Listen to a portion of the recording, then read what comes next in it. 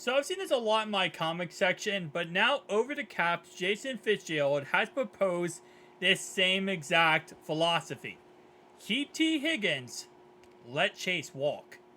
Yeah, let's talk about it. So I'm gonna read this all, and then I'm gonna give my thoughts, opinions, and everything, just to kind of give his thoughts, and then I'm gonna reiterate what my thoughts are on his thoughts here. Over the Caps, Jason Fitzgerald has a zagging idea for how the Cincinnati Bengals can manage their player finances best over the next few seasons. Signing wide receiver T. Higgins to a long-term contract and letting Jamal Chase walk in free agency. The Over the Cap founder dove into an idea on his podcast. I know I'm in the minority on this one, Fitzgerald said. I think you would be better off trying to work out a deal with Higgins and trading Jamar Chase. I think Higgins can be more consistent. I think it might end up being a little bit more of a reasonable deal. I think it can be more, you can get more in return for Chase, but I don't think they're going to do that. I think they're going to decide that Chase is the higher pick and that's who they are going to be going with. It's outside the box, but not insane to pick Higgins over Chase, given the potential return for Chase and the slightly lower expected salary cap for Higgins. Still, Chase and Burrow are one of the most prolific offensive combos in the NFLs. Splitting them up would have resulted in a massive haul of assets. So let's talk about this, because right here it does say that what's called, he talked about how signing T. Higgins but then letting Chase walk in free agency. But his actual quote is not that. His actual quote is literally trading trading Jamar Chase. So I don't know why they got that mixed up and confused in the article versus what he actually said. But let's talk about both scenarios, right? And I'm gonna play devil's advocate here, okay? And I'm gonna talk about what would this mean if we did do this, okay? Then I'm gonna give my opinions on if I think we should or not. But first off, Jamar Chase, right? T. Higgins is in a contract year this year, right? 100% contract year this year. They're going to have to either sign him or let him walk in free agency or trade him sometime this year.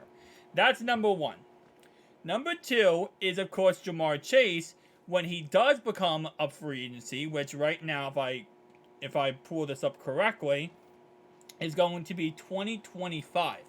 So he's under contract this year, under contract next year, and then we have a fifth-year option we could pick up on Jamar Chase, right, in 2025, which would make him a free agent in 2026. So in theory, we do not have to technically pay Jamar Chase until, theoretically speaking, 2026, which is 3 years from now, right? So in theory of the letting him walk in free agency, you could technically do that. You could play him for the next 3 years, right? Then let him walk in free agency, get a third round pick back as a compensatory pick, because that's what you're going to get for him in return if he does walk and sign somewhere else for big money. And you could technically do that. And then you could sign T. Higgins to a huge contract extension, and that is that, right? That's number one. That's the first theory of let Chase walk, keep T. Higgins. Let Chase. Now, again, you can make the argument, well, will Chase actually play under no new contract, right? Will he sit out? Will he refuse to play? Then that's always the next issue, so that's a big question. Jamar Chase came out recently and said he's excited to see how much money Jay Jettis gets, or Justin Jefferson. I know somebody said in my comments, like, why don't you just call him Justin Jefferson? Why do you call him by his Twitter handle? I don't know. People call him Jay Jettis, but Jamar Chase is excited to see how much Justin Jefferson gets, so he knows how much he should ask for. Now, of course, Justin Jefferson's about to get the bag because Minnesota really isn't paying anyone that expensive, so they're going to probably give him $32-33 million a year, which is above Tyreek Hill money. That would mean if Jamar Chase, when his contract's up, which technically speaking, he's actually eligible for a contract extension as of next year, he's gonna ask for that type of money. He's gonna want more than Justin Jefferson. Whether or not you believe he's better than Justin Jefferson, whether or not you believe that he should get that money, he's gonna ask for how much money is the next guy up, the next top receiver money, right? That's just how it is. He's made it very clear that's what he's gonna do. So he's going to cost that much, right? And again, you can make the argument, well, he won't play on no contract. Or maybe he won't. Maybe he will play on no contract. And we could let him walk it and get a third round pick in return after 3 years.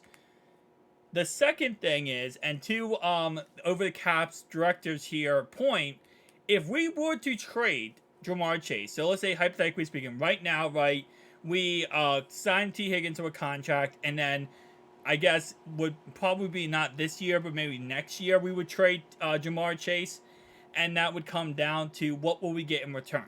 Well, we could kind of go toward what the whole contract was with Tyreek Hill, right? Because Tyreek Hill and Jamar Chase, I feel like, are very similar on a very similar level, right?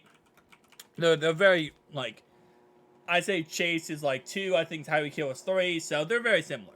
I know some people won't agree with that. Some people be like, oh no, Chase is way, what's his name? Tyreek Hill is way better than Chase. Just my personal opinion. So, let me actually bring up the details of that trade. Because it's going to be very similar to the trade that would happen with, Tyreek Hill. If you really break it down, it'll be very similar trades. Okay, so here is the trade for Tyreek Hill. Just to break this down, it was trading a 6-time Pro Bowler Tyreek Hill to Miami Dolphins for 5 draft picks. This ended up being a first-round pick, a second-round pick, a fourth-round pick, a fourth, and a sixth, and finally in the 2023 NFL Draft.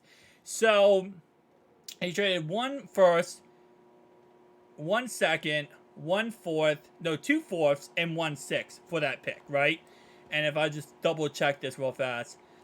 Traded a 2022 first-round pick, a second-round pick, 2 fourths, and a sixth. Yeah, so exactly. So they traded all that for Tyreek Hill. That would be probably what we would receive in return for Jamar Chase. It would be in that ballpark range of, a first-round pick, a second, 2 fourths, and a sixth. Now, in theory, could you take that and then go and build a superstar roster even more than we have now, and, replace Jamar Chase? Absolutely, you could. I don't think you're ever going to truly replace Jamar Chase. You're not. I mean, again, it's one of those situations where it's like the Chiefs did that, but look at the Chiefs receiving core now, right? They were not able to replace Tyreek Hill. They weren't. And the receiving core now really sucks. And so even though they got all those picks, it didn't end up working out for them in the end. So, it's a interesting situation, right? Now, here's my opinion. I am still holding out to the fact, and again, maybe I'm crazy, delusional myself, that you got to keep both. You got to keep both. You got to figure it out. You got to figure out a way to keep both. And I know it's not going to be easy. Trust me, it's not.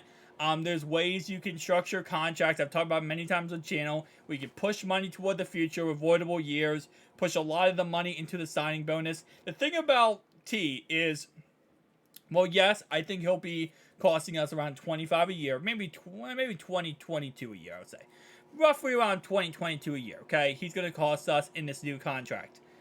I think you could push the money toward the future and try to work around that.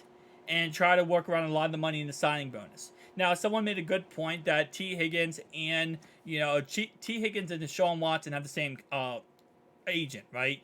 And obviously the agent got Deshaun Watson that crazy $234 million guaranteed contract. And of course, T's going to want probably a fully guaranteed contract too, right? But I think as long as it's all fully guaranteed, I think T would work with us to put the money toward the future. Recently it came out that, we offered him an offer that was considered, lowballing him. And of course that is considered disrespectful in every way when you lowball a player of his magnitude. So I could see, again, we have to give him $100 million fully guaranteed, but we could split it up over a 5-6 year period, 3 voidable years, put a lot of money in the signing bonus, and push that out, right? There's ways to do it. It's just not going to be easy.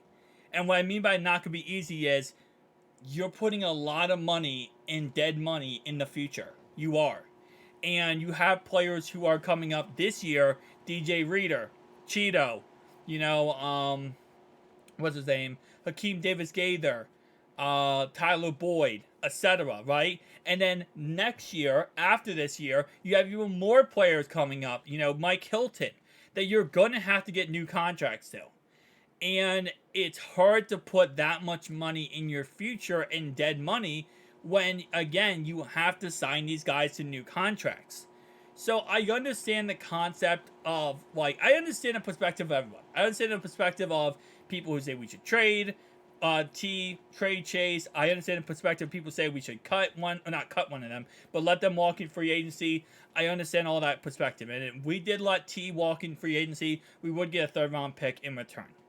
Now, again, I don't know at the end of the day, because I really had a theory that we were going to keep T, but with how everything is going and how everything is looking, I'm not 100% sure we're going to keep T anymore. I'm not 100% sure. I think we will, but I cannot say 100% I am 100% sure this is going to happen.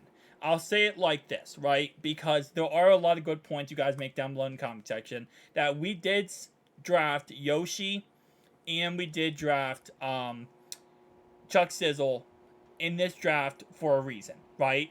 We drafted them. We cut Stanley Morgan. We cut Trent Taylor. We cut, all these other receivers we had on our roster. And we're putting a lot of faith in those guys. Now, I will say, overall wise, I don't think they're like the immediate, okay, we're doing this to get rid of T or get rid of the Chase or get rid of anybody. Maybe Tyler Boyd, if anything. But I think if they put a this upcoming year, right? I'll say this upcoming year. But let's say we go through this year, right? And T. Higgins doesn't get a new contract, right? Most likely then, and then we do let him walk in free agency, we'll get a third round pick back. We're probably going to go and draft a receiver in the first round, right? I think realistically speaking, we're going to draft a receiver in the first round next year if we do let Chase walk. Keep in mind, we do also get other draft picks this year from last year, from Jesse Bates signing, and also, Jesse Bates leaving us, and also Von Bell and Hayden Hurst leaving us. We do get draft picks, compensatory picks for that. I'm not sure exactly how it's going to work out with Jesse Bates, because we did sign Orlando Brown, and how compensatory picks work, compensatory picks work, is that when you lose a guy, right, you get either a pick from 3 to 7. So the better the player, the higher the pick. So it's either a third round pick all the way to a 7th round pick. We know Jesse Bates is going to give us a third round pick. But if you sign somebody else, like Orlando Brown, and they're considered equal to the same value, then a lot of times you don't get that pick. Because, okay, well, you lost someone, and the reason why you get a pick is because they want to make up for your loss, right? They want to say, okay, you lost something, here's a way for you to keep as an even playing field, and, it still have, how do I put this? You are still competitive, right? That's pretty much the whole idea and purpose behind it. But if you sign Orlando Brown, I'm not sure what pick we're going to lose. We're going to lose one pick for that. But again, like I said, tell me down below your thoughts and opinions. I don't think we're going to lose T or Chase, but like I said, I get the perspective that people have, because it is hard, right? And Mike Brown said it himself when he came out and said, it's like a pie, right? And every time you give a piece of the pie out, there's one less pie for somebody else. So tell me down below your thoughts and opinions. I'll see you guys next one. Peace out.